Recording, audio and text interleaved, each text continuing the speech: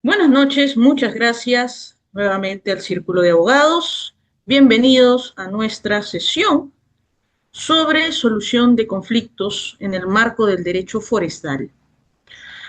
Dos precisiones y por qué esta sesión tiene un especial significado el poder dictarlo. Primero, la imagen que ustedes observan en la pantalla tiene que ver con la relación que nosotros hemos desarrollado en materia de solución de conflictos hace ya poco más de 10 años, ¿no?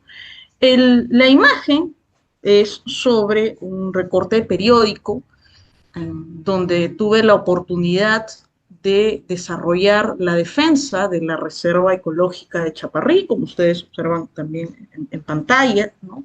Fue uno de los recursos que nosotros pues, interpusimos con la finalidad de salvaguardar la integridad de una comunidad conocida como Santa Catalina de Chongoyape, ¿no? La Reserva Ecológica de Chaparrí es un área de conservación privada, pero es uno de los ecosistemas más importantes del departamento de Lambayeque, ¿no?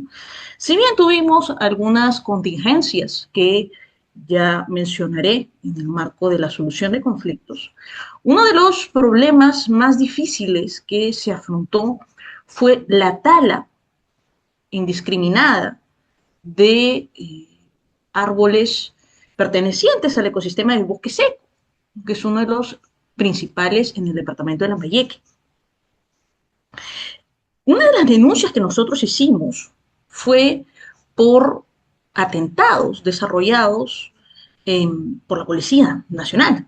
Nosotros denunciamos ante la Inspectoría a 3 efectivos policiales que estaban amedrentando y amenazando de muerte a los comuneros que forjaban todo un paradigma de conservación y que al mismo tiempo fueron acusados y criminalizados, una táctica que se utiliza al día de hoy en cuanto a la criminalización de defensores ambientales. Ya explicaré a detalle cuando les muestre la forma en que solucionamos parte de este conflicto relacionado con el derecho forestal. Por otro lado, y tiene que ver con esta diapositiva, pertenezco ya desde hace aproximadamente 3 años a la Red Iberoamericana de Conflictos Socioambientales del UNAT de España. Y ello me ha permitido, del mismo modo, poder desarrollar estrategias en el marco de la solución de conflictos socioambientales. Dentro del derecho forestal, y lo dijimos en su momento, el derecho forestal es una subespecialidad dentro del derecho ambiental, dentro del paradigma del derecho ambiental. Entonces, los conflictos socioambientales, que son una subclasificación de los conflictos sociales, van a encontrar una subcategoría, por denominarlo así, de los conflictos en materia forestal, donde si bien existen causas estructurales, podemos mencionar cuáles son las estrategias para poder resolver esta clase de conflictos, ¿no? Desde la perspectiva de la interculturalidad, desde la estrategia del mapeo de actores, desde la perspectiva de las mesas técnicas, de la mediación y gestión de expectativas del territorio y sobre todo casuística. Casuística importante que ha generado efectos positivos y 2 casos en los cuales yo he tenido la oportunidad de poder participar.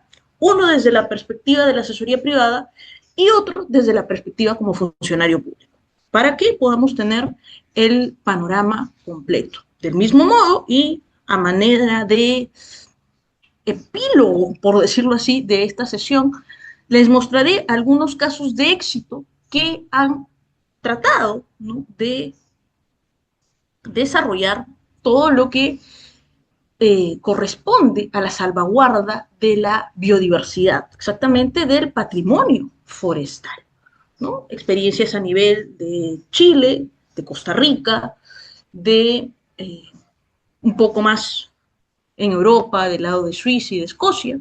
No pretendo con ello que nosotros adoptemos esos paradigmas, pero sí tomar algunas ideas positivas que son factibles de poder implementarlas en nuestro país. Siempre que me preguntan cuál es la diferencia entre un ciudadano europeo y uno peruano, la respuesta es la misma. La ciudadanía y la conciencia ambiental es la que nos hace diferentes, ¿no?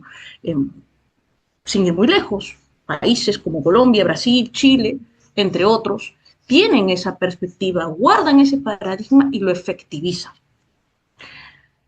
Lo primero que vamos a aprender en cuanto a la solución de conflictos es definir qué entendemos por un conflicto.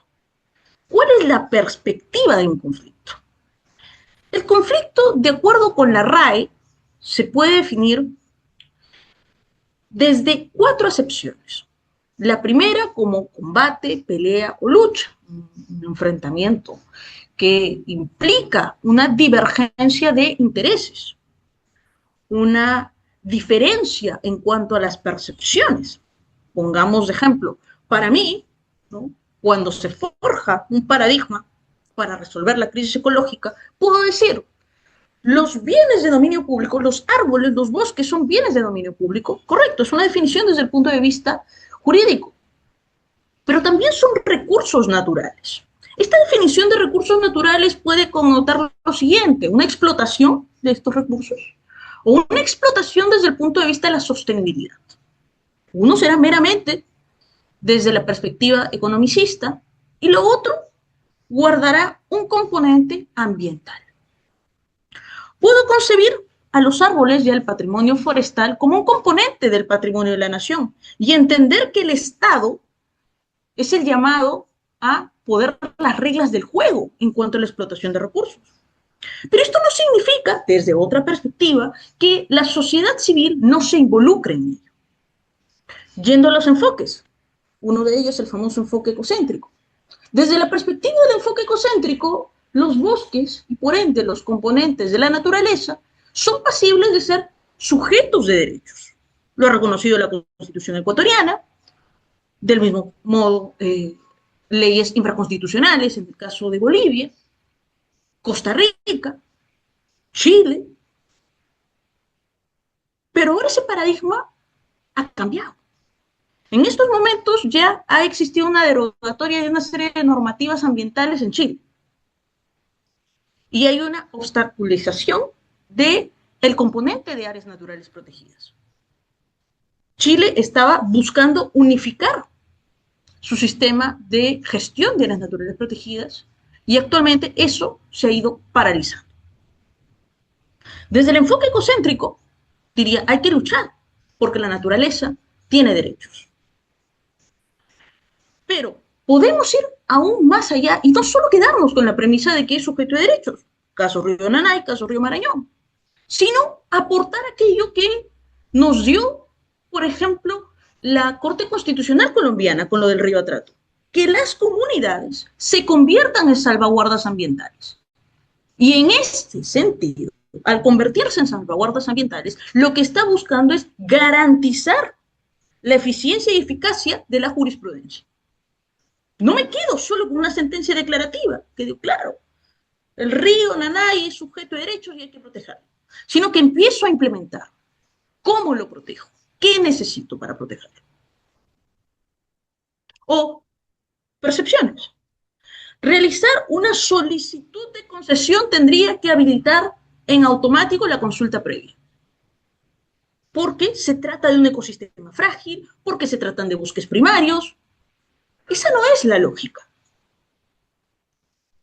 Una solicitud de concesión no se puede llevar a cabo sin el inicio de actividades de exploración. Y para poder llevar a cabo el inicio de actividades de exploración, necesito una serie de títulos habilitantes. ¿Dónde se encuentra la consulta previa? ¿Pero la consulta previa la realiza la empresa? No. Lo realiza el Estado.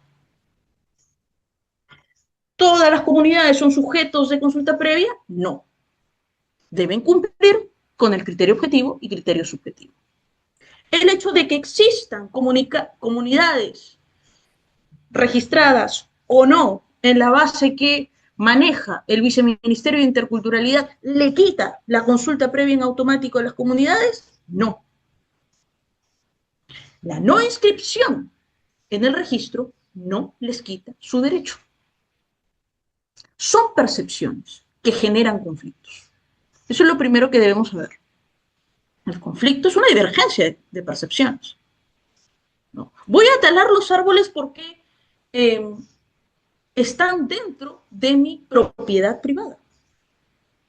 Que ahí hay un error interpretativo. Pero no, si es mi propiedad privada, ¿por qué me tienes que sancionar? Porque existe un procedimiento para poder talar la autorización de desbosque que lo tienes que tramitar ante el SERFOR. Voy a talar los árboles porque me malogran una avenida principal de la ciudad. Cuidado, delito por alteración del paisaje, percepciones y errores al mismo tiempo. Y eso genera un conflicto. Para la comunidad, esta reserva comunal implica un componente biológico y un componente arqueológico, histórico-cultural. Pero para la empresa no. ¿Para qué? Allí hay oro, ahí existen minerales. Entonces, hay una contraposición de perspectivas. ¿Tiene que hacer la empresa solo aquello que el Estado le exige? La empresa puede decir que sí. Solo voy a hacer aquello que es exigible a través de la norma jurídica, de la norma técnica. ¿Para qué voy a llevar a cabo un proceso de licencia social? Si eso no existe, no está en la norma. Yo voy a hacer aquello que me exige la norma. Cuidado. La licencia social no es un concepto vacío. Tiene sesgos, sí, cuando no se le otorga una funcionalidad al concepto. Licencia social para operar. Construyo gobernanza. Esa es otra percepción. O sea, van a existir un choque de percepciones. Eso es lo primero que se visualiza en un conflicto. Este conflicto puede ser un enfrentamiento armado y eso se corresponde con uno de los estadios del conflicto, que es la situación donde se empieza a desencadenar el conflicto, propiamente dicho. Se define como una situación de difícil salida, el conflicto entendido como un estancamiento, que es una de las fases del conflicto, fase de estancamiento o una fase de crisis, porque puedo entrar en una fase en la que el conflicto simplemente está allí, pero no se altera ni desciende el conflicto, solo está allí y parece que hubiera desaparecido. O tiende a ser una serie de enfrentamientos permanentes, lo que conlleva, según la definición, a una difícil salida, a una situación de crisis. Es por ello que en el marco de los lineamientos de la Secretaría de Gestión Social y de Diálogo de la Presidencia del Consejo de Ministros, se tiene dentro de lo que se denomina la crisis los comités de crisis para poder entablar soluciones a mediano y largo plazo, debidamente monitoreadas. Y en una cuarta, como problema en materia de discusión, es lo que nosotros denominamos en la teoría del conflicto un escenario de conflictividad. Hay una divergencia, ¿no? Cuando tuvimos el caso de Chaparrí, dijeron, no, esto es un conflicto entre campesinos, pero fue una percepción, porque era lo que se visualizaba en la superficie y no se sabía qué había detrás. Con relación al conflicto, se han esbozado una serie de definiciones desde la perspectiva política, económica, de gestión, eh, sociológica, etcétera. Nosotros estamos buscando desarrollar algunas definiciones al respecto.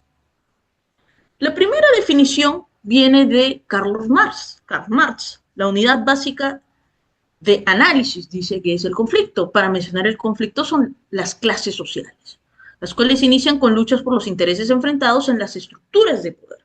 ¿Qué nos da esta definición de Marx? Aparece el concepto de estructuras de poder y clases sociales. Hay una confrontación donde uno tiene más poder que el otro. Es decir, existe una situación de asimetría.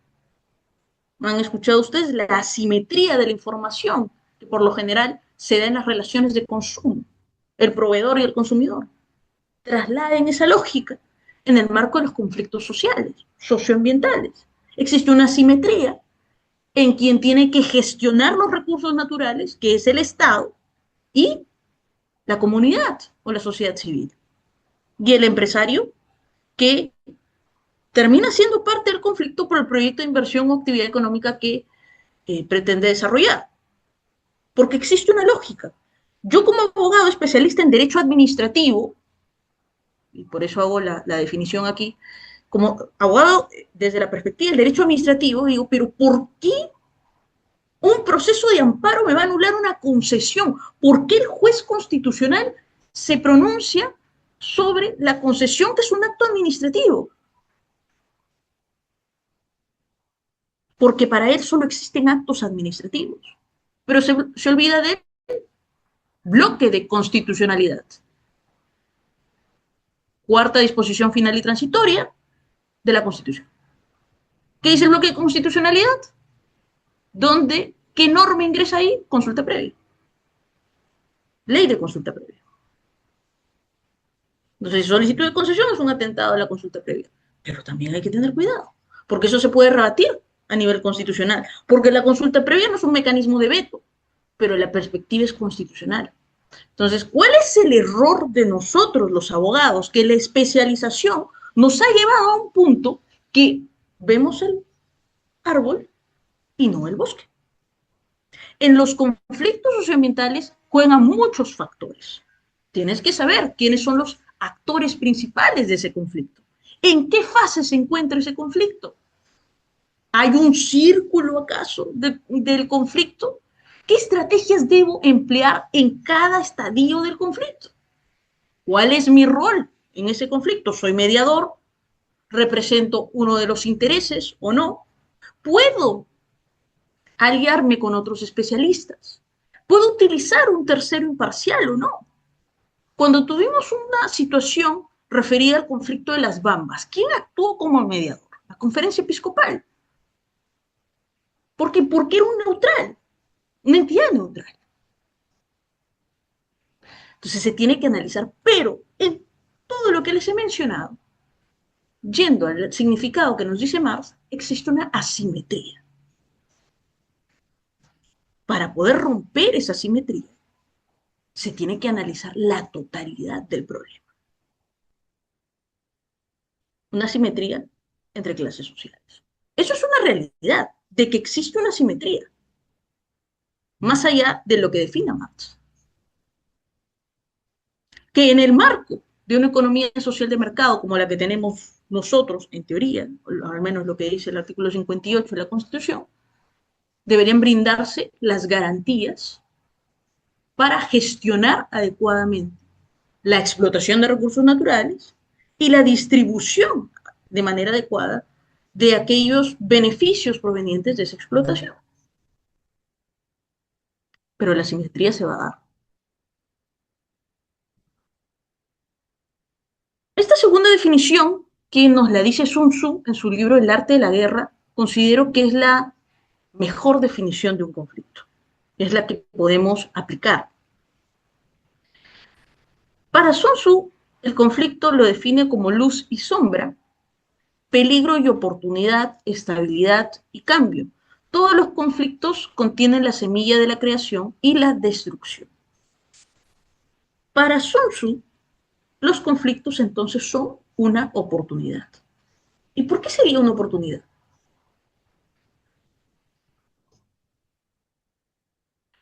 Porque a través del conflicto uno puede evidenciar sesgos, posturas, problemas de los cuales antes no se tenía conocimiento. Se puede evidenciar inconsistencias técnicas, eh, desconocimiento en las competencias. Y les coloco un ejemplo. Chaparré tenía diseñado su plan maestro, aprobado por el CERNAM.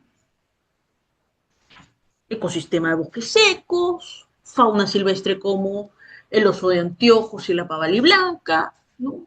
Definidas la zonificación, desarrollo de actividades que eran compatibles con el territorio, como el tema de la apicultura, el turismo comunitario, la propiedad bien definida, perteneciente a la comunidad de Santa Catalina de Choncoyape.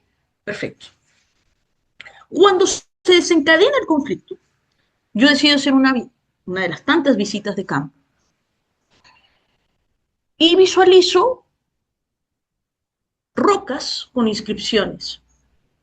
Era evidente que eran inscripciones de la época de la cultura moche. Estas inscripciones estaban dentro de un cerro enorme, Racarrumi. Y al subir en ese cerro, no eran una, eran varias rocas que tenían inscripciones, pero estaban quemadas, les habían prendido fuego.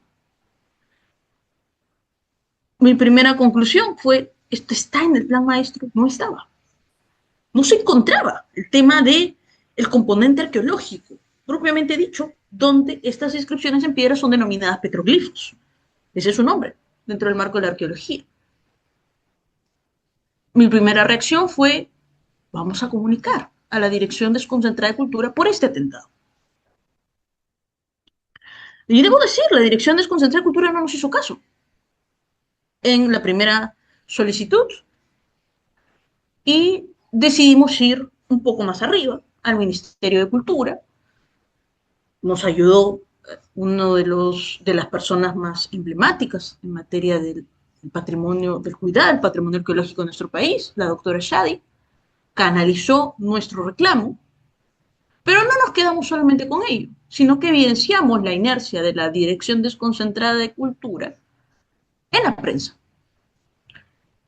Cuando recibieron la llamada de atención desde el Ministerio de Cultura y se canalizó nuestra denuncia, entonces cambió la percepción de la Dirección Desconcentrada de Cultura y nombró a los comuneros como guardianes del patrimonio arqueológico de esos petroglifos. Logramos la restauración de los petroglifos y los comuneros pasaron de ser simples denunciantes a tener una legitimidad en el patrimonio arqueológico y fueron premiados inclusive. Y ahora parte del turismo vivencial tiene este componente arqueológico. Lo que quiero decirles es que si el conflicto no se hubiera dado, donde se abarcaba esta clase de eh, atentados, no hubiésemos conocido el valor del patrimonio histórico de la cultura moche en ese lugar. Entonces fue una oportunidad valiosa, porque no solo empoderó a la comunidad, sino que le dijo al Estado, haz tu trabajo, que es salvaguardar el patrimonio arqueológico. Desde mi óptica, la definición de Sun Tzu es una de las mejores en cuanto a conflictos socioambientales. Nos ayuda mucho a poder evidenciar carencias, pero aprovechar estas oportunidades. Silva, desde la perspectiva de la teoría sociológica liberal, la unidad de clases es general, no interesa, puesto que no todos los conflictos deben tener referencia a ella. Para Silva, los conflictos en general no deben tener una connotación solo de clases sociales, sino que pueden abarcar otra clase de variables. ¿No? Las clases sociales no es algo que pueda delimitar un conflicto. Para Flogger, padre de la mediación transformativa, indica que el conflicto es la interacción interdependiente que perciben objetivos incompatibles. ¿Cuál es la primera discusión en torno a los recursos naturales? ¿Dónde están los bosques? El término recursos. Artículo 3 de la Ley Orgánica de Aprovechamiento Sostenible de los Recursos Naturales. ¿Qué nos dice? Utilidad actual o potencial al servicio del hombre. Y esa interpretación puede conllevar una perspectiva solo economicista, por ejemplo, una concesión forestal para fines maderables. O puede tener una perspectiva desde la sostenibilidad, establecer el marco de bonos de carbono, donde hay un fin económico, pero también hay un fin sostenible. O establecer cadenas de valor, bionegocios. Compatibilizas el crecimiento económico con el componente ambiental. Pero es una forma de armonizar dos objetivos que parecen incompatibles. Para Flöger, esos objetivos incompatibles se hacen tan fuertes que desencadenan esta divergencia de opiniones. Y al mismo tiempo, al ser incompatibles, se constituyen como interferencias mutuas. Ninguno deja avanzar al otro. Es lo que podríamos calificar como un conflicto en una etapa de crisis. ¿Qué sucedió en el conflicto del Baguazo? Ninguno quería ceder. Se percibían objetivos incompatibles. Se desconocía lo relativo a la consulta previa. Se desconocía la propiedad, los derechos comunitarios, que lo hemos visto, que ha pasado por una evolución al respecto. Se desconocía la interculturalidad. Y lo peor es que se agudizó el paradigma del racismo. Objetivos incompatibles. Yo defiendo el territorio porque es mío, decían las comunidades en el tema del Baguazo. El Estado decía no, la inversión privada va primero. No me interesa si es tuyo o no, porque como yo soy el dueño de los recursos naturales, porque son patrimonio de la nación, una interpretación totalmente errada acerca de esta concepción. Es que colisionó y dejó como saldo pérdidas humanas. Dentro de los conflictos podemos observar que existen limitaciones en el propio sistema. Limitaciones que conllevan, por un lado, desconocimiento de competencias o inercia ante las competencias que se tienen, dejar que el conflicto se agudice, percibir que los conflictos al tener una variable socioambiental solo pueden ser solucionados a nivel del gobierno central, no tener las habilidades que correspondan en materia de mediación. Entonces, hemos identificado algunas limitaciones del sistema peruano en materia de solución de conflictos. Primero, no hay un sistema integrado entre los distintos sectores, ¿no? Si bien existen lineamientos en el marco de la solución de conflictos esbozados por la Secretaría de Gestión Social y de Diálogo, ¿no?, que está adscrito a la presidencia del Consejo de Ministros, y estos lineamientos, que establecen a su vez protocolos, han generado una categorización de los conflictos y han mapeado los actores que son necesarios, aún no podemos hablar de una integralidad. ¿Por qué? Porque los niveles de coordinación para ciertas entidades que, a pesar que tienen competencia, no quieren intervenir, ¿no?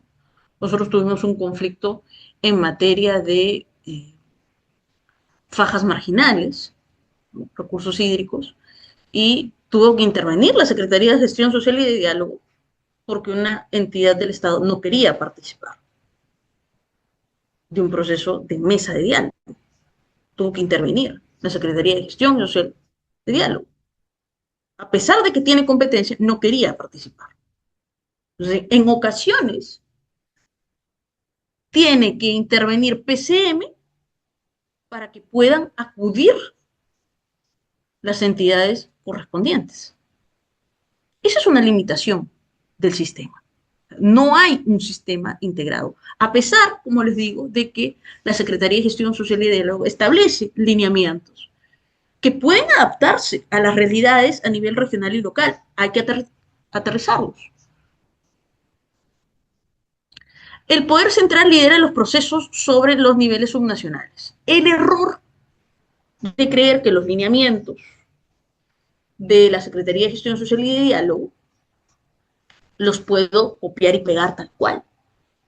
O creer que como el conflicto se escapó de las manos del rol del gobierno regional o del gobierno local, entonces tenga que intervenir forzosamente el gobierno central. Cuando existen tres niveles de gobierno. No hay una incorporación de actores e instituciones de la sociedad civil en los procesos. Cuando hemos tenido que llevar a cabo mesas de diálogo, hemos estado en la administración pública, hay un temor de que la sociedad civil participe por varios factores. Algunos válidos, como por ejemplo tergiversación de la información. Suele pasar que se establece una mesa de diálogo, se incorpora a la sociedad civil y empiezan a grabar. O empiezan a tomarse fotos.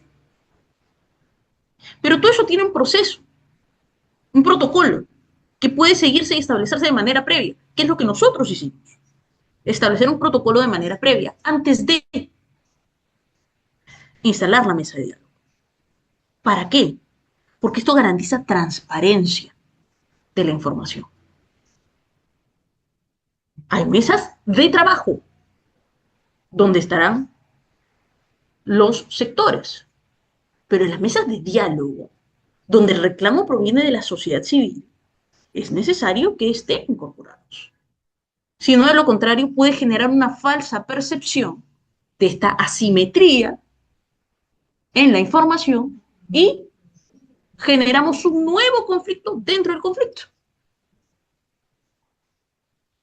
Eso hay que tomarlo en consideración. ¿Cuál es la manera de poder incorporarlos? Estableciendo un protocolo previo. Si hay 20 representantes de una organización, no pueden ir todos a esa mesa de diálogo. Tienen que escoger, tienen que acreditarse, tienen que tener un vocero. Yo he estado en los dos lados, tanto en los protocolos, diseño de protocolos de manera previa, desde el Estado, pero también desde la sociedad civil, donde una de las estrategias que implementamos en lo de Chaparrí fue formar un comité dentro de la comunidad que pudiese representar un emblema de esa lucha, pero debidamente preparados. Generamos voceros dentro de la comunidad, que eran representantes de, y estaban preparados, tanto para declaraciones a la prensa como las intervenciones que yo pude hacer a nivel de la prensa. Entonces, sí se puede manejar, se puede llegar a una negociación y se puede prevenir un conflicto, o por lo menos mitigar y que éste no se agudice. Es un error pensar que incorporar a la sociedad civil en una mesa de diálogo no es necesario. Es todo lo contrario, necesario, porque de esta manera vinculas el derecho de acceso a la información, el derecho de acceso a la participación ambiental y el derecho de acceso a la justicia ambiental. Los procesos de diálogo no llegan a transformar las relaciones entre actores o rinden muy pocos resultados. ¿Por qué? Porque en el marco de un proceso de diálogo, ya cuando se instala la mesa de diálogo y se desarrolla, es indispensable eh, tener una idea de quiénes van a intervenir y cómo van a intervenir. Se puede plantear un acta de compromisos, ¿no?, donde cada entidad asume un rol en función de sus competencias, pero con plazos. Cuando se diseñan compromisos y dicen yo voy a hacer esto, yo voy a hacer lo otro, se firma todo y el acta queda por ahí volando. Y no hay un responsable de monitorear lo que se acordó en esa mesa de diálogo, entonces los procesos de diálogo fallan en automático. ¿Qué es lo esencial? Yo puedo instalar una mesa de diálogo, puedo convocar a los actores, pero tengo que monitorear los compromisos.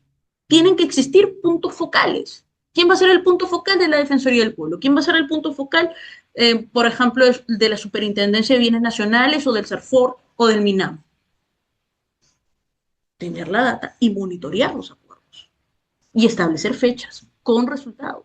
De lo contrario, un proceso de diálogo no tiene sentido. No se llega a solucionar el conflicto.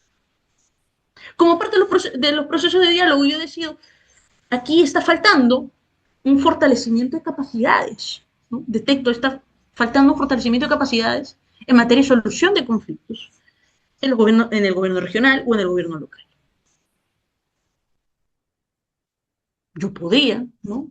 En el marco de Secretaría de Gestión Social y de Diálogo de la PCM, sugerir que el gobierno regional pueda contratar o generar una alianza estratégica para el fortalecimiento de gestión de conflictos, ya sea a través de PCM o a través de un organismo técnico de cooperación internacional. Les pongo un ejemplo. Cuando teníamos USAID, parte del programa Prevenir Delitos Ambientales era fortalecimiento de capacidades. Pero había un fondo que era brindado por parte del gobierno de Estados Unidos para poder implementar los procesos de diálogo, fortalecimiento de capacidades. Es decir, que yo puedo utilizar la cooperación técnica internacional también para fortalecer capacidades. Los procesos de negociación son duros, sí, porque sobre la base de la percepción, yo tengo que contar, si estoy frente a comunidades indígenas, comunidades nativas, pueblos originarios, PIASI, con traductores que manejen el lenguaje. Incahuasi es una zona en el departamento de Lambayeque donde se habla quechua. Nosotros, y creo que lo mostré en una sesión, hemos eh, brindado soporte, ¿no? Frente a un caso de una comunidad que está bien visible para el gobierno regional, pero que habla quechua. Entonces, el proceso de negociación se vuelve duro porque no entendemos la cosmovisión de quien está al frente de nosotros. Comprender la cosmovisión también implica tener traductores del idioma originario que hablan. Si no, el proceso de negociación se cae. La empatía, la escucha activa y con gran dificultad para la implementación y seguimiento de acuerdos, que va de la mano con lo anterior. Yo puedo tener una muy buena acta de acuerdos y de compromisos que es el resultado de la mesa de diálogo, pero a nosotros, y también es una experiencia, nos pasó algo bien curioso. Quisimos establecer un acta de acuerdos sobre un conflicto relacionado con fajas marginales y contaminación de recursos hídricos, y observabas el acta de acuerdos y no había acuerdos. O sea, quien se encargó de redactar se dio cuenta que no había ningún tipo de acuerdo. O sea, la conclusión de esa mesa fue que no había acuerdos, sino que uno se echaba la culpa al otro. ¿Y saben cuál era el principal argumento?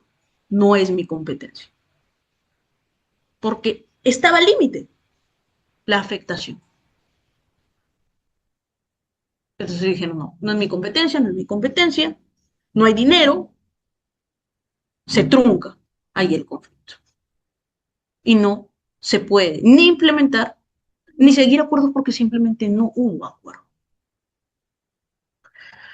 Los procesos sectoriales internos de evaluación de problemáticas, de monitoreo, consulta, carecen de una perspectiva preventiva de conflictos sociales. El Estado actualmente, a julio del 2026, dentro del total de conflictos, del 100% de conflictos, más del 60% son conflictos socioambientales. De ese porcentaje, el 80% tienen que ver con actividades extractivas. Entonces, los conflictos socioambientales son más del 60%. ¿Por qué se da de esta manera? Porque la perspectiva de análisis se da de forma reactiva. Los funcionarios no están preparados para analizar desde la óptica de escenario de conflictos, sino cuando este ya se da. No entienden lo que el psicólogo Moore describe como los postes de señalización. Aquellas acciones que nos indican que se puede desencadenar un conflicto mayor. Se carece de una perspectiva de prevención. Diálogo, porque nadie quiere ceder, ¿no? Como está en una zona de colindancia, o como compete y es una ACR, competencia del gobierno regional, o como se trata de un ecosistema frágil y yo soy solo una autoridad administrativa sancionadora, entonces no me meto, ¿no? Y es válido cuidar las competencias. Lo que no es plausible es que no se quiera hacer nada cuando el conflicto ya se encadenó. Y de interculturalidad, entender la cosmovisión. Entender que los conocimientos ancestrales no son un pasivo, sino más bien un activo estratégico. Entender las formas y estilo de vida. Entender que existe un marco jurídico que salvaguarda la interculturalidad. Entender que la interculturalidad no es un concepto vacío, sino todo lo contrario, es un enfoque y una perspectiva. Del mismo modo, no manipular la perspectiva de interculturalidad. Todas las comunidades merecen consulta previa. Mentira. Desde la perspectiva de la consulta previa, entonces se tiene que sancionar. Cuidado, no es un derecho de veto, es un mecanismo de diálogo. La consulta previa la tiene que hacer el privado. Aquí la responsabilidad es del privado, ¿no? La consulta previa no la hace el privado, es el Estado. La licencia social no existe. ¿Para qué voy a seguirla si no está en la norma jurídica? Pero es una estrategia para prevenir conflictos. Entonces, esa es la radiografía de lo que tenemos a nivel del sistema en cuanto a solución de conflictos. La otra interrogante es, ¿frente a qué tipo de conflictos se enmarca el derecho forestal? Primero, existen dos tipologías clásicas, conflicto social y conflicto socioambiental. El conflicto socioambiental cumple con similares características del conflicto social, solo que la particularidad tiene que ver con el uso, acceso, control, aprovechamiento de los recursos naturales e involucra la conservación del ambiente. Ahora bien, pueden darse conflictos asociados a tema económico, político, cultural, ¿no? Donde existe confrontación de cosmovisiones. Ahora, esta tipología puede encontrarse como una variable dentro de la conflictividad socioambiental. Sí, no se olviden el caso que les acabo de mencionar de Chaparrillo, ya lo vamos a ir viendo. Había un componente arqueológico. Las invasiones, ¿no? En zonas arqueológicas, la expansión demográfica desordenada, ¿no? La expansión urbana desordenada, la expansión de la frontera agrícola de manera desordenada, sobre texto de la agroexportación. Aquí se incluyen variables de tipo socioeconómico, político, emitir una norma que habilita concesiones o avala la ilegalidad del aprovechamiento de los bosques, la ley antiforestal. O una norma que busca ampliar un sistema que nació en la excepcionalidad. Nació mal, es verdad, pero nació en la excepcionalidad. El rey. Eso fue un factor político. Priorizar o interpretar de forma inadecuada la Constitución, el artículo 66. Como es patrimonio de la nación, entonces yo, Estado, decido qué se hace con los recursos naturales. Así esto implique una afectación a la población. Aquí hay un factor también político. Cultural, negar la consulta previa, negar los procesos participativos. No es decir, ¿para qué? Por ejemplo, y aquí entra a tallar el tema político y cultural al mismo tiempo, y coyuntural. Una locura. Dentro del proceso de evaluación de impacto ambiental, el proceso de participación ciudadana simplemente va a ser un checklist. No se va a hacer nada más. Una decisión de gobierno a través de una norma totalmente ilegal. Vamos a explotar, vamos a habilitar la compatibilidad, vamos a habilitar la compatibilidad, entre comillas, de la actividad hidrocarburífera en las reservas comunales o en las reservas indígenas. Porque como ahí hay gas y hay hidrocarburos y nosotros estamos pro desarrollo económico, Entonces, allí tenemos los tres factores presentes, con un fuerte contenido ambiental. ¿Qué es lo que va a diferenciar el conflicto socioambiental con los otros tipos de conflictos? Lo relacionado al aprovechamiento de recursos naturales y a la conservación del ambiente. Va a estar ello presente. Dentro del círculo de conflictos socioambientales vamos a encontrar que van a estar involucrados factores como las actividades extractivas. Es más, dentro del mapeo que ha hecho el, la Defensoría del Pueblo de más del 60% de los conflictos socioambientales son una variable de actividades extractivas. ¿Por qué se dan estos conflictos, ¿no? Socioambientales? Causas estructurales, falta de derechos, demanda de recursos, actividad humana y colisiona con el desarrollo de proyectos de inversión relativos a sectores estratégicos, minería, energía, los negocios, infraestructura. Impactos socioambientales es uno de los factores que influye en esta clase de conflictos, como la deforestación, la pérdida de la biodiversidad, la contaminación de los recursos hídricos, de la calidad del aire y el desplazamiento. La percepción del riesgo, la preocupación por falta de información, por un lado, o por no entender la información, por no comprender la información. Falta de participación, porque se cree que la participación solo se puede desarrollar sobre la base de los criterios formales que bien establece el proceso de evaluación de impacto ambiental, pero se reduce a un cumplimiento meramente formal. Movilización y protesta, organizaciones comunitarias, manifestaciones, bloqueo de carreteras. ¿Cómo puede intervenir el Estado al respecto? A través de la mediación, acuerdos para reducir la conflictividad. Y a posteriori, el conflicto puede ser una fuente de transformación o de tensión continua y de judicialización. Eso es un poco el círculo y la dinámica cíclica de las etapas de un conflicto socioambiental, donde interactúan.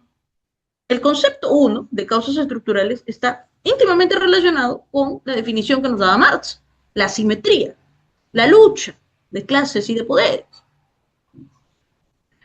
la actividad humana, los proyectos de inversión, cuánto beneficia, porque se genera también especulación.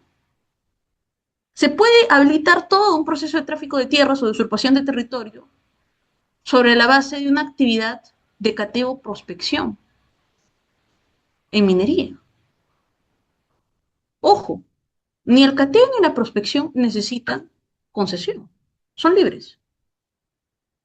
Pero quienes se dedican al tráfico de territorio pueden generar una falsa expectativa y decir, ahí hay oro, entonces estos terrenos se tienen que disparar. Y empieza la expansión urbana desordenada y el tráfico de terrenos. Ojo, solo se están haciendo estudios para saber si hay minerales o no. Ya hay empresas mineras grandes que desde la etapa de cateo y prospección tienen toda una planificación para evitar llegar a esa clase de conflictos. Es parte del compliance, los programas de compliance. Y bueno, es innegable que en el marco de un proceso de evaluación de impacto ambiental, instrumentos de gestión ambiental como los estudios de impacto ambiental detallados y semidetallados, tenga una jerarquía de mitigación de impactos ambientales. El hecho de que exista una jerarquía de mitigación de impactos ambientales significa que estas actividades tienen impactos de carácter moderado y de carácter grave, fuerte. Entonces hay un plan que se tiene que llevar a cabo. Pero los impactos están ahí. ¿Qué medidas se van a aplicar? Medidas de compensación, medidas de restauración. Todo eso tiene que quedar claro para la población.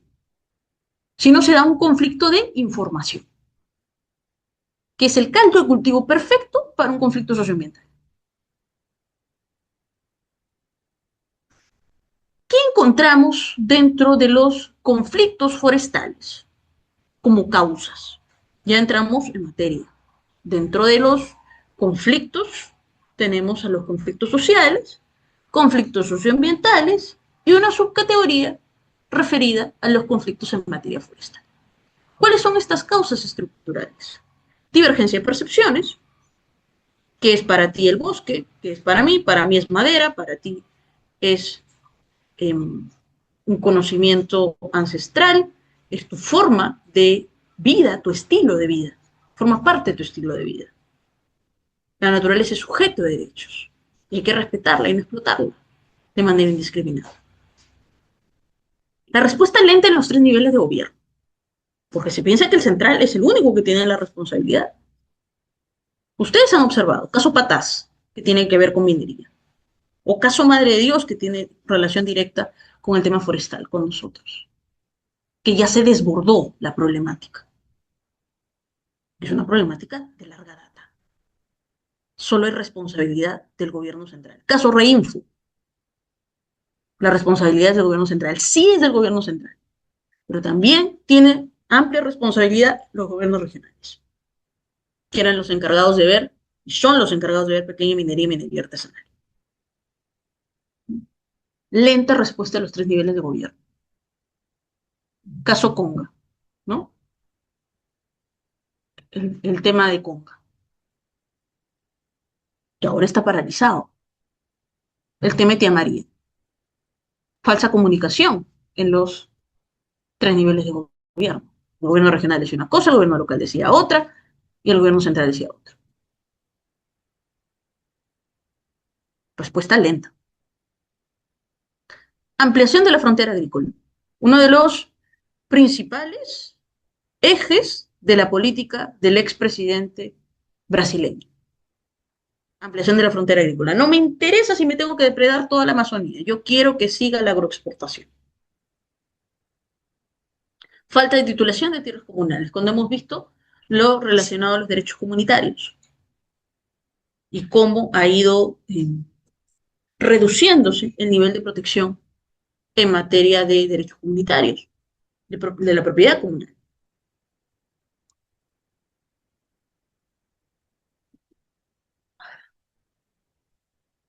Tala y minería ilegal. Es indefectible que ambos delitos, ¿no? La tala en el marco de la afectación contra las formaciones boscosas y la minería ilegal, son delitos de carácter transfronterizo y pluridefensivos, en grandes expansiones del territorio, y que ahora no solamente está afectando, por decirlo así, bosques, sino que está fragmentando ecosistemas. La deforestación y la generación de pasivos ambientales, que cambia la calidad del suelo, que cambia la calidad de los recursos hídricos y que afecta, obviamente, al ciclo propio de la regulación de los ecosistemas. La criminalización de los defensores ambientales, pasar de ser quien denuncia a ser el denunciado, quien salvaguarda los bosques a convertirte en el principal responsable de los delitos contra formaciones boscosas. El aumento de de la criminalización de los defensores ambientales ha sido terrible. Tanto a nivel de criminalización de las vidas que se ha cobrado por la defensa de los bosques. Cuando se habla de defensores ambientales, y yo he sido defensor ambiental en su momento, recuerdo que tuve un debate hace algunos años con un especialista también en temas de derecho ambiental. Me decía que no podía hablar yo mucho sobre defensores ambientales porque no conocía la realidad. Y por eso es que cuando me mencionan ese detalle, saco a colación lo que he hecho en el marco de ser defensor ambiental. Y se corren riesgos altos que implican la vida y la integridad física. El caso de Chaparrí, que yo lo desarrollé hace 10 años, eh, tomó en realidad un giro en el cual pude ver toda una estructura de poder que comandaba la afectación de este ecosistema importante, pero eso llevó a un punto en el cual yo estuve dentro de, podría decir, una data de potencial afectación como defensor ambiental, porque empezaron las amenazas, eh, aparecieron actores ahí vinculados a ciertos sectores a querer opacar el trabajo que veníamos haciendo, y es lo que sucede en el marco de los conflictos que tienen un componente ambiental. Cuando defiendes los bosques, sufres amedrentamiento y colocas en riesgo tu vida.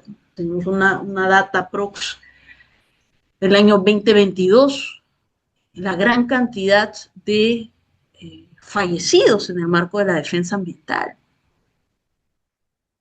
Y la mayoría de defensores ambientales tienen que ver con la salvaguarda del territorio amazónico, que es donde mayor biodiversidad existe. Es por ello que eh, uno de los videos que voy a ponerles ahorita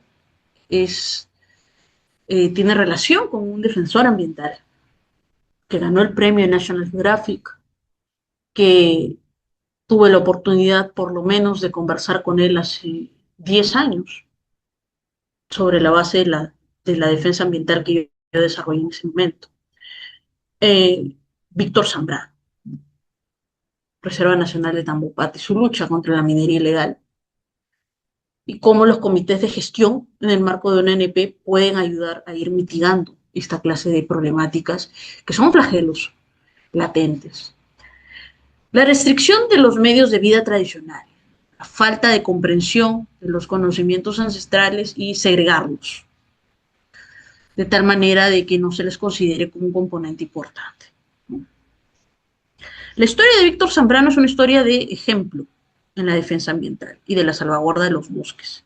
Es un ejemplo en cuanto a cómo se pueden solucionar conflictos desde el empoderamiento de la sociedad civil, siempre teniendo un horizonte hacia la importancia de los bosques y por ende la importancia de la naturaleza. Un segundo, por favor.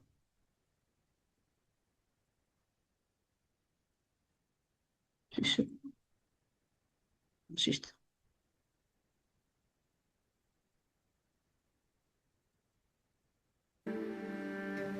Premio National Geographic de Liderazgo en Conservación en 2016, Víctor Zambrano fue nombrado héroe durante el Congreso Mundial de la Unión Internacional para la Conservación de la Naturaleza. Todos los árboles de las 40 hectáreas que componen su área de conservación privada, Querenda Omet, en el corredor turístico Puerto Maldonado, han sido sembrados por él. Desde este lugar, visita casi obligatoria para escolares de Madre de Dios a quienes les enseña a valorar la biodiversidad, recibe a visitantes de todo el mundo. Además, es presidente del Comité de Gestión de la Reserva Nacional de Tambopata. En defensa de su bosque, ha recibido varias amenazas. Últimamente ha denunciado a los mineros ilegales que volvieron a las prácticas ilícitas tras el desalojo de la Operación Mercurio en 2019. Hace un mes casi desaparezco. Yo venía en mi carrito, entro al portón, salgo y 2 personas, yo ni cuenta me daba. Pararon un poco al frente de mi entrada. Uno estaba con silenciador y justo detrás venía una señora que es moradora de la comunidad de Suyama. Eso los alertó y los hizo huir.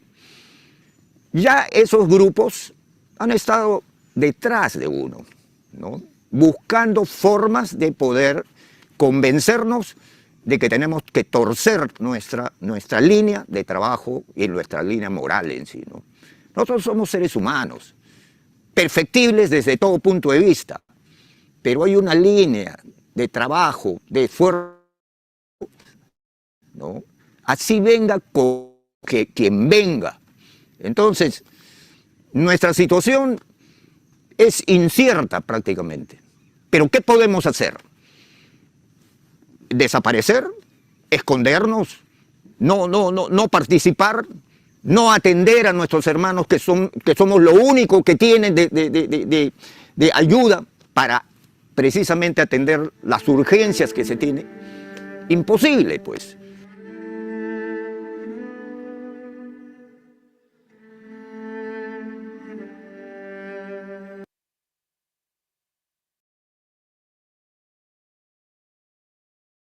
Caso Sagüeto,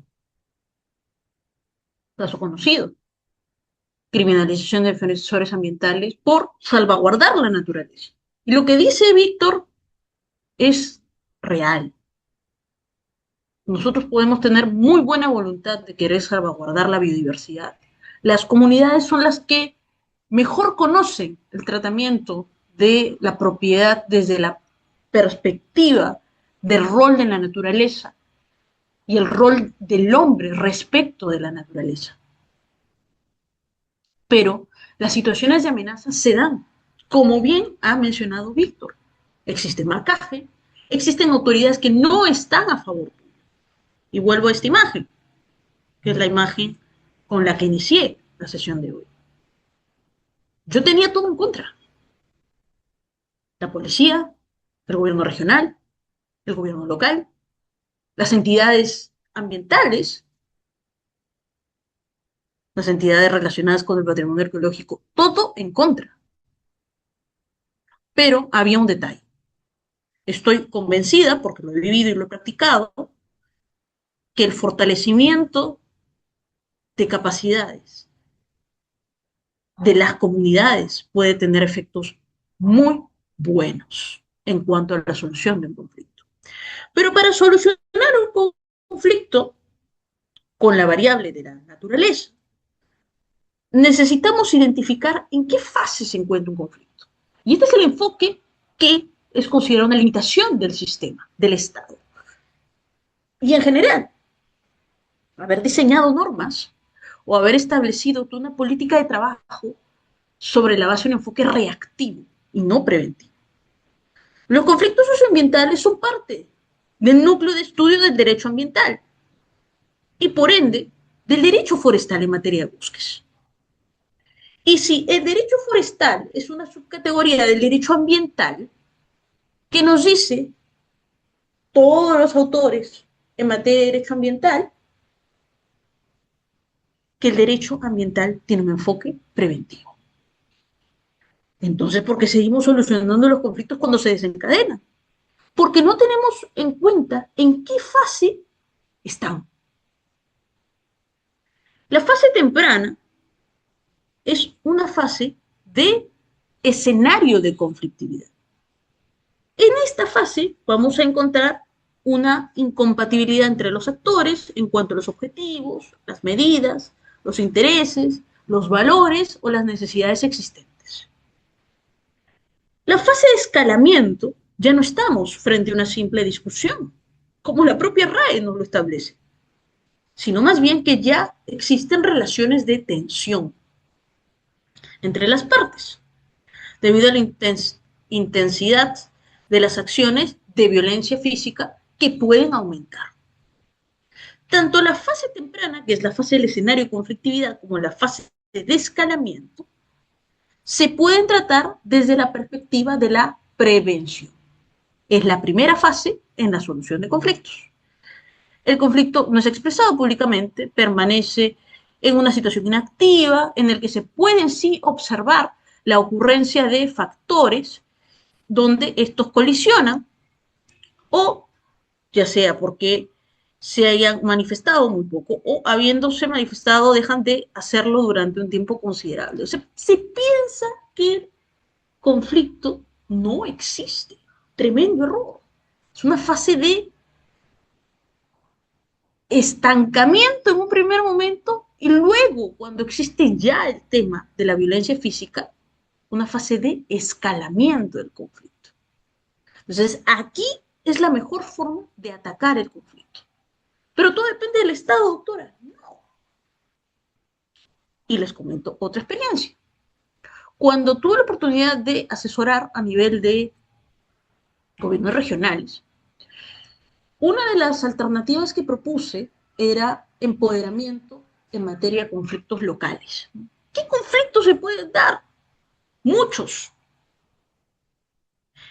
El nivel municipal, es decir, los gobiernos locales, es el nivel operativo directo de gestión. Desde la mala disposición de los residuos sólidos hasta la tala indiscriminada de árboles, pasando por una mala gestión de los servicios públicos o el haber realizado obras públicas sin comunicación, donde empiezan a romper por todos lados y se originan focos infecciosos. Entonces, como parte de ello, nosotros hicimos un programa de fortalecimiento de capacidades en Lima para los municipios locales, para que abordase la perspectiva de prevención del conflicto frente a aquellas divergencias, discusiones desde las dirigencias de participación vecinal. Eso fue una forma de actuar desde la fase de prevención. Y pedimos soporte a la cooperación técnica internacional, a PNUD, que nos ayudó en ello. Y fue un programa permanente. Se tenía que presentar un trabajo donde hayan solucionado un conflicto real. Actuamos desde la fase de prevención. Fase de escalamiento, agresión física, un ejemplo. También que tiene que ver con un componente ambiental. Una conocida municipalidad decidió desarrollar una obra pública. Pero esta obra pública no la comunicaron, no le dijeron a los vecinos. Y entonces nos llama el alcalde y nos dice que tenemos que solucionar el conflicto. Para esto se había creado una unidad funcional de conflictos. Cuando fuimos, encontramos varias cosas. Primero, contaminación por mala disposición de residuos, competencia del gobierno local, no regional. Desconocimiento de la población, ¿no? Completo desconocimiento de la población. No sabían para qué habían roto por todo lado. Cuarto, perdón. Falta de acceso de las personas con discapacidad y de adultos mayores. La mayoría que se encontraba en esa zona donde se iba a hacer la obra pública eran adultos mayores o personas con movilidad reducida. Entonces no tenían por dónde pasar. Y recibían al PAOMI, que tampoco tenía por dónde pasar. Entonces teníamos una serie de problemáticas. Lo primero fue hacer una estrategia de comunicación, porque los negocios también se habían visto perjudicados. Hacer una estrategia de comunicación, tener plazos reales, coordinar con el EPSEL porque habían destruido todo y habían emanaciones terribles que afectaban la salud pública. Coordinar con el gobierno local para que haga su trabajo en la gestión de residuos. Encontramos un conflicto en fase de escalamiento. Crisis. El conflicto ya está activo. Es la expresión pública de reclamos a través de acciones de violencia contra las fuerzas del orden, contra otros agentes del Estado o contra particulares. Crisis. La situación que tuve que afrontar en la CR Sistema de Lomas de Lima. Desconocimiento completo y total de las competencias en materia ambiental. Desconocimiento de cómo se maneja una CR. Desconocimiento acerca de qué es un comité de gestión dentro de una CR. Desconocimiento de competencias de las entidades que podían actuar. No se había hecho ningún tipo de mesa de diálogo, no se tenía ningún tipo de comunicación con ninguna institución ambiental. Entonces teníamos que ingresar a una fase de tratamiento, de gestión de crisis. Monitoreo, seguimiento, ¿no? El conflicto cuya solución aceptada por las partes y se empiezan a establecer acuerdos, normas, resoluciones, ¿no?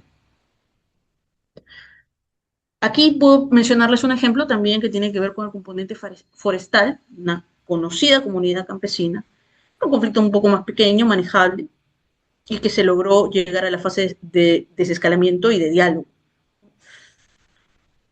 En una delimitación territorial de un distrito, ¿no? En el cual existía todo un componente de biodiversidad importante, una zona entre Cajamarca y Lambayeque, donde se buscaba establecer un corredor ecológico, ¿no? Y se pudo llegar a un entendimiento con ambas partes y más bien formamos acuerdos para que ese corredor ecológico se diera con la unión de ambas poblaciones, ¿no?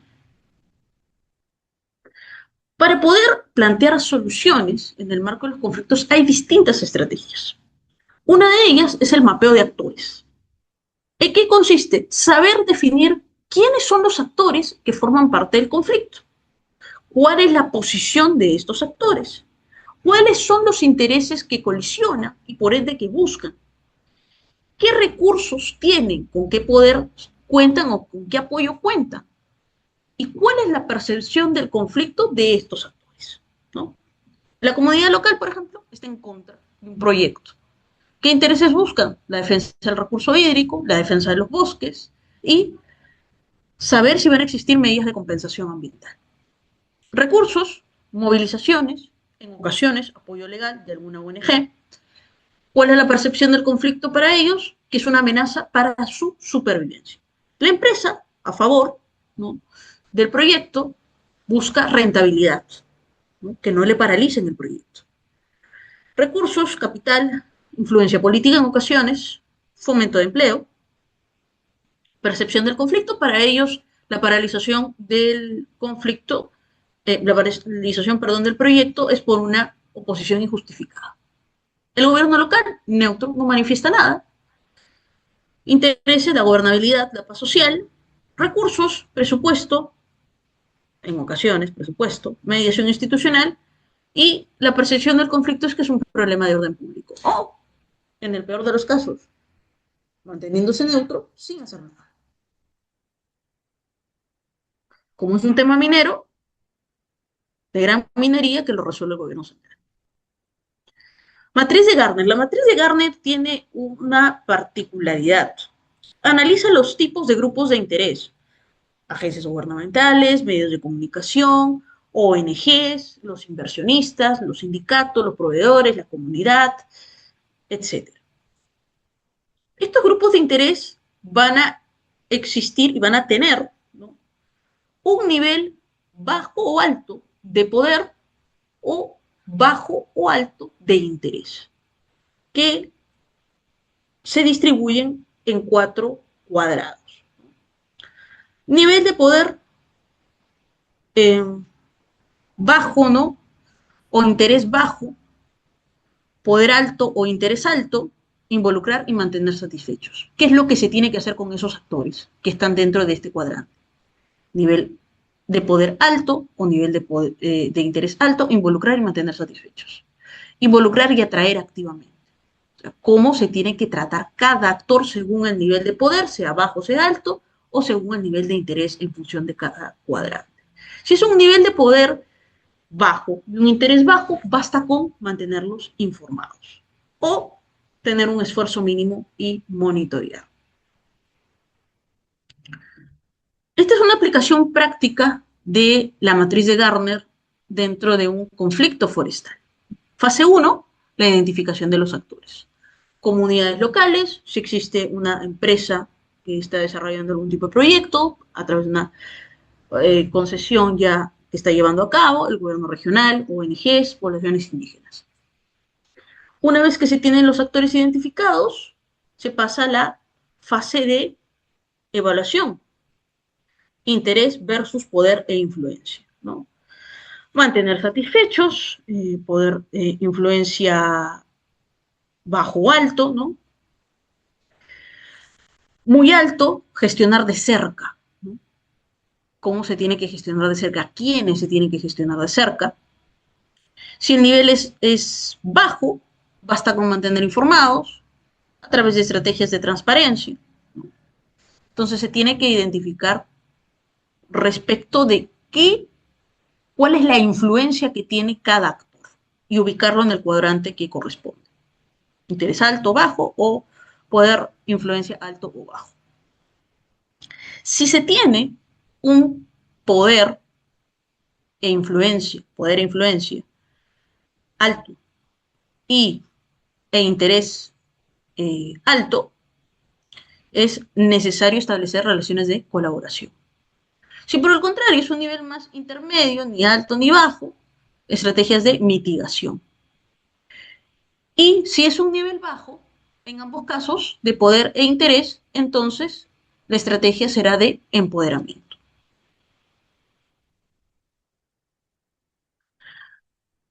Otra matriz que se utiliza en la solución de conflictos es la matriz de relaciones y alianzas. Del mismo modo, se hace un mapeo de la distribución de actores estratégicos. Aquí, por lo general, se les separa entre entidades del sector público y entidades del sector privado y aquellas organizaciones que son sin fines de lucro. Sobre la base de ello, se establece quiénes tienen la posición de colaboradores y quiénes tienen la posición de distantes o de discrepantes en función de la intensidad. Colaboradores bajos, colaboradores medios, colaboradores altos, ¿no? Y quienes mantienen una posición neutral. Según ello, se establecen las relaciones de colaboración o no. O solo se les monitorea o solo se les mantiene informados, igual que en la matriz de Gardner. Con quienes, sobre todo, se pueden contar quienes desempeñan el rol de colaboradores. Ahora bien, dentro de los conflictos en materia forestal, debemos comprender que las mesas técnicas es una de las estrategias en el marco de la solución de conflictos. Dentro de ello, podemos indicar que el marco jurídico para poder establecer mesas técnicas o gestión de expectativas del territorio, mediación,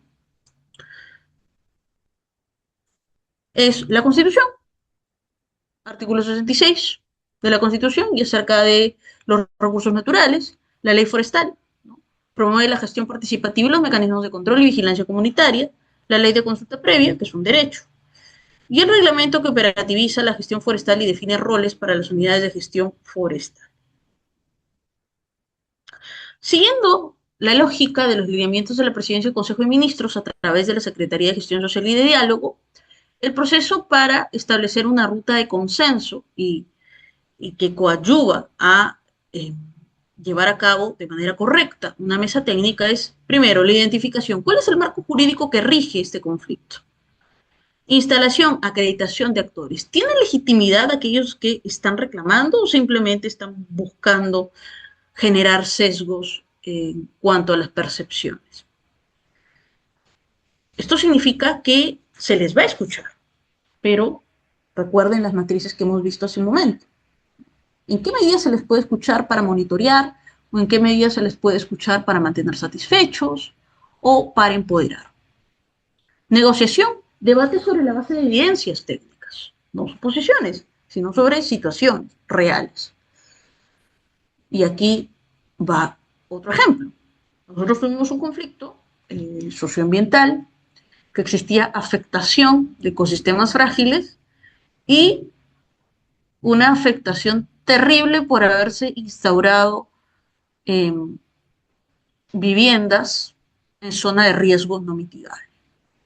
Ahí no deben estar las viviendas, pero se encontraban ahí. Sumado a ello, mientras nosotros criticábamos que la población estuviese ahí, nos dimos cuenta de varias evidencias técnicas que fueron motivo de debate. Primero, la entrega de lotes por parte de la municipalidad y el cambio de la zonificación. Uno. Dos, que en esa misma zona estaba un club social, un club campestre de una entidad del Estado. Esa era una evidencia. Cuando se pudo proyectar el mapa, se encontró ello. Entonces, quienes estaban en un error no solo eran las personas que se habían instalado ahí con sus viviendas, sino también un club campestre de una conocida entidad del Estado que había ido en contra de la norma. Entonces se tenía que discutir sobre la base de evidencias técnicas, no sobre el marco de los supuestos, para poder dar una solución. Luego de las evidencias técnicas se pasa a la firma de acuerdos. Cuando se firman los acuerdos, no significa que queden ahí, sino más bien que es necesaria una verificación de carácter administrativo. Mesas de diálogo y concertación.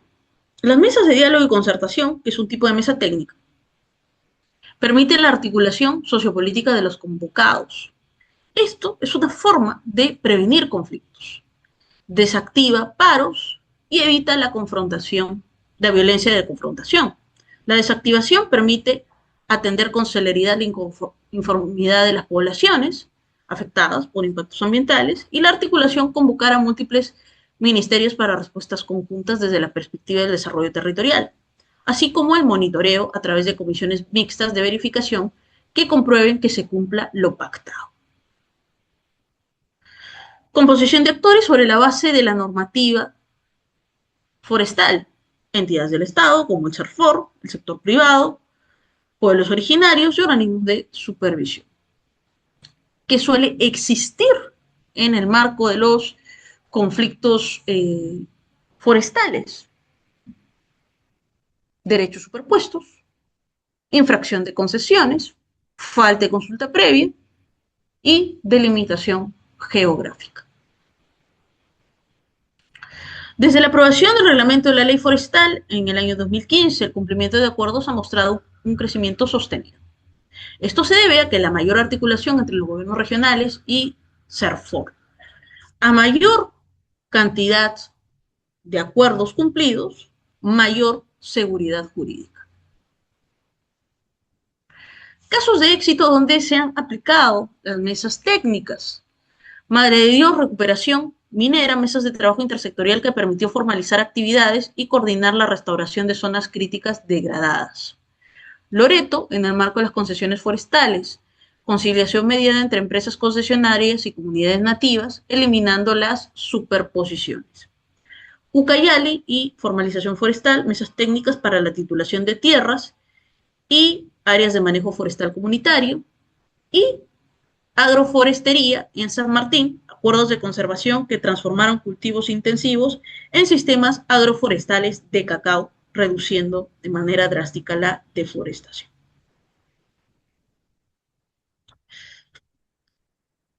Por otro lado, dentro de las estrategias para la solución de conflictos, tenemos la mediación.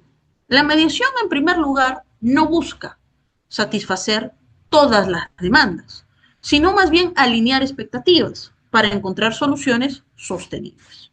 El punto intermedio es una combinación entre la demanda inicial, la viabilidad jurídica de esa demanda y el acuerdo final. La mediación ayuda porque hay un tercero imparcial. Ese tercero imparcial debe tener un perfil de empatía, un conocimiento técnico legal, habilidades en materia de negociación y en enfoque desde la perspectiva de la resiliencia. También les voy a mostrar un pequeño video sobre las acciones de mitigación de conflictos ambientales para que ustedes puedan observarlo. Acciones de mitigación de conflictos ambientales. Los conflictos ambientales son aquellas desigualdades de tipo social, espacial o temporal generadas por el uso que las personas hacen de los recursos y de los servicios ecosistémicos. Las alternativas para resolver tales conflictos dependen del tipo y nivel del conflicto, las disposiciones de las partes implicadas y las singularidades de la situación. Entre estas alternativas se encuentran las vías de fuerza, en donde se satisfacen los intereses de solo una de las partes sin tomar en consideración las opiniones ni las motivaciones de la otra. Estas pueden ser pacíficas o violentas. Vías normativas. Se recurre a un tercero que hace las veces de árbitro para ayudar a dirimir las disputas desde un punto de vista netamente legal. Vías consensuadas. Se recurre al diálogo y a la concertación para lograr la satisfacción de las partes involucradas en el conflicto. La identificación de los conflictos ambientales y su diagnóstico permite ahondar en el reconocimiento de las causales, los actores involucrados y las motivaciones que llevan tanto a unos como a otros a tomar partido frente a una situación particular. Por lo general, este tipo de conflictos se da en situaciones donde existen asimetrías en las relaciones de poder, por lo que una de las alternativas para desarrollar procesos de mitigación es el fortalecimiento de las habilidades y capacidades de los actores más débiles en la construcción de procesos de diálogo entre las partes. Por otro lado, una detección temprana de las situaciones que puedan desencadenar en conflictos ambientales es una de las maneras más eficientes de conseguir resultados positivos, por lo que es deber de las autoridades locales, de las comunidades organizadas y de los demás actores presentes en el territorio generar las respectivas alertas para que así sea posible diseñar las estrategias necesarias para evitar la confrontación y prevenir el escalamiento de las problemáticas. Los mecanismos alternativos de resolución de conflictos MARCS, que han demostrado ser los más eficientes y perdurables para mantener este tipo de situaciones, son negociación, diálogo, facilitación, mediación, resolución.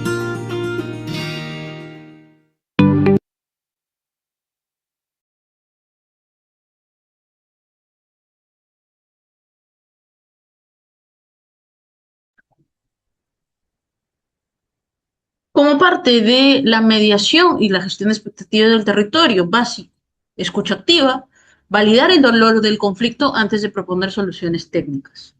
Traducción técnica, explicar de forma eh, entendible la ley forestal en términos aplicables al campo y construcción de consensos bajo la lógica del ganar-ganar como objetivo principal de la paz social. Experiencias de éxito en el marco de la mediación y la gestión de expectativas en el territorio. Consulta previa, ¿no? Transformar la exigencia de beneficios en un diálogo vinculante sobre servicios básicos, salud y remediación ambiental. Si bien se le toma como un caso de éxito, todavía hay ciertas contingencias en lo que es el lote 192. Comité de gestión de Tampata, donde uno de los principales actores es Víctor Zambrano, equilibró las expectativas económicas de las comunidades con la urgencia de conservación y turismo sostenible, es decir, muy similar a lo que sucede con algunas comunidades y en cuanto a su territorio, entender que el territorio no solamente es un tema de explotación de recursos naturales, sino también una forma de poder aplicar estrategias de conservación desde el enfoque de la sostenibilidad. Mesa técnica de Purú, Cayali, mediación efectiva entre la necesidad de conectividad vial y la intangibilidad del territorio indígena. Plan de vida, Nación One Piece en Vía Nación One Piece en Amazonas, un ejemplo de autogestión y mediación comunitaria para frenar presiones externas sobre sus recursos forestales. ¿Cuál es el impacto de la mediación? La mediación ayuda a la reducción de tiempos en procesos administrativos, que suelen ser engorrosos, mejora y fortalece, diría yo, la relación entre el Estado y la comunidad, genera el famoso principio de gobernanza ambiental y previene el escalamiento de la violencia.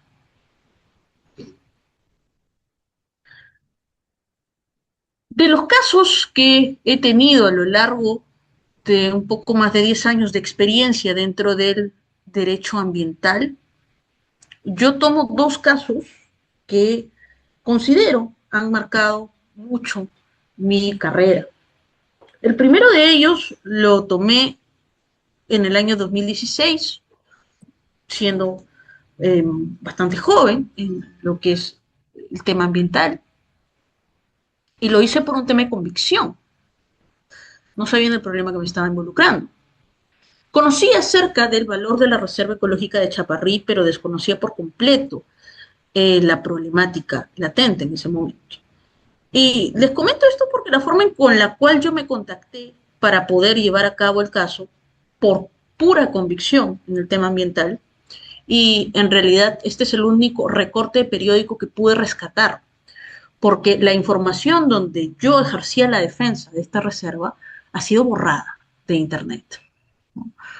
¿Por qué? No lo sé. No quiero pensar mal, pero yo defendí esta reserva más allá de intereses políticos y económicos. La defendí porque creía en la comunidad.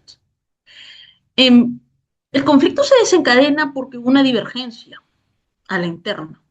Existieron comunicados por parte de unos supuestos comuneros para que se enfrentasen entre ellos mismos.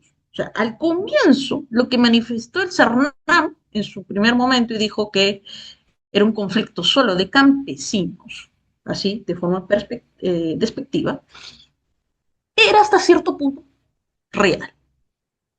Solo que quienes fomentaron estos conflictos de información eran traficantes de tierras. Se acordó a través de una asamblea comunal ilegal que se expulsasen aquellos comuneros que sí tenían la categoría de comuneros en el marco de la ley de comunidades campesinas y que el territorio de la Reserva Ecológica de Chaparrí se recortara. Pero ¿cómo se va a recortar si en el plan maestro tenían el plan maestro aprobado, tenían la categoría de ACP a perpetuidad, la primera área de conservación privada del Perú, un ejemplo para el desarrollo como modelo de negocio, como turismo sostenible, no solamente aquí en Perú, sino también en el extranjero, pero eso fue lo que se dio. ¿Y por qué? ¿Para qué recortar el territorio? Para dar lugar a la expansión urbana desordenada. Pero ello no implicaba solo hablar, ni tampoco expulsar, sino que se tenía que incorporar nuevos comuneros en ese padrón. Comuneros que, entre comillas, cumplían con los requisitos. Posteriormente a ello, empezó todo un proceso de tala indiscriminada de bosques secos, importantes para el ecosistema de Chapadán. Y como se buscaba destruir a toda costa el ecosistema, entonces había que actuar. Los comuneros trataron, y sobre la base de acudir en repetidas ocasiones a la parte legal, a la asesoría legal, se toparon que siempre los abogados que ellos solicitaban desaparecían intempestivamente.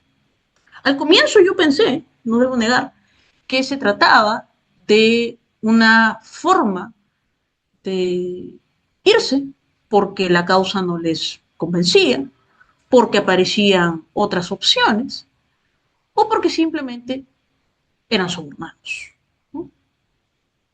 Sin embargo, en esencia, cuando empecé a tratar el caso, la complejidad era muy alta.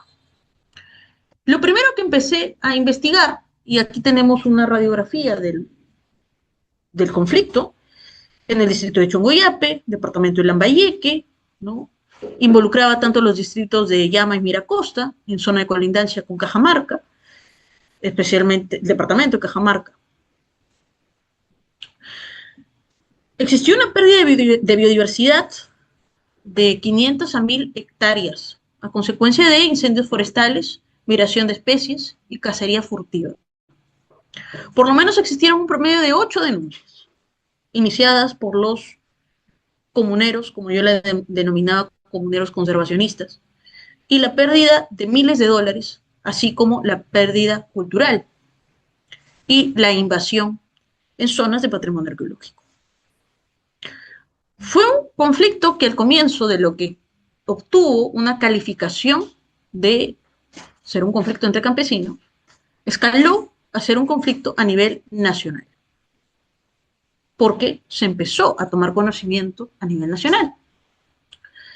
Dada la gran cantidad de actores y factores en el proceso, podríamos decir que tenía un alto grado de complejidad. Yo conocí el caso, pero lo primero que hice fue hacer una visita de campo. El escepticismo de la comunidad era muy fuerte. No querían un abogado más. Yo era ya la cuarta persona que ellos conocían en el marco de la asesoría legal. No habían comuneros. Solamente 4. Pero con esos cuatro comuneros iniciamos esa defensa. Y como quería visitar, quería saber cuál era la afectación que subsistía en la reserva. Pero había un detalle, que eran los comuneros. Entonces empezamos con la revisión de padrones.